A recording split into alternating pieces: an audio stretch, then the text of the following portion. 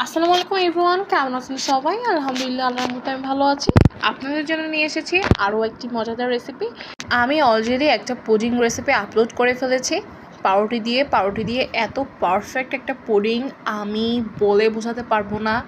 অনেক পারফেক্ট হয়েছে পুডিংটা, আপনারাও বাসায় ট্রাই করতে পারেন। তো চলুন রেসিপিটা শুরু করা যাক। আমি শর্টকাটে দেখাবো, যদিও আমি একটা আপলোড করেছি, ওখান থেকে A to Z আপনারা দেখে নিতে পারেন।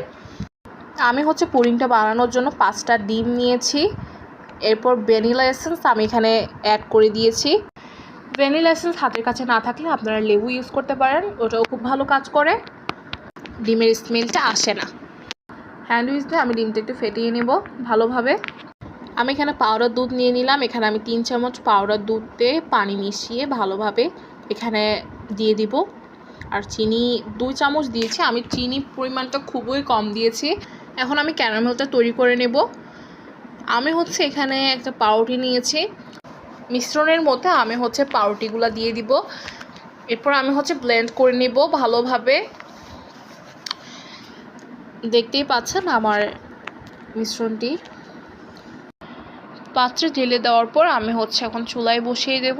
আগে থেকেই আমি এখানে গরম পানি করে রেখেছিলাম। 50 মিনিটে আমি এটা ভাপে দিয়ে টুথপিক দিয়ে আমি এটা চেক করে নিয়ে তারপর নামিয়ে নিয়েছি। আলহামদুলিল্লাহ, এতটাই পারফেক্ট হয়েছে। খেতে কিন্তু অসাধারণ টেস্টি ছিল। আপনারা বাসায় ট্রাই করতে পারেন। পুডিংটা আমি কেটে দেখাচ্ছি কতটাই পারফেক্ট হয়েছে, দেখতেই পাচ্ছেন আপনারা।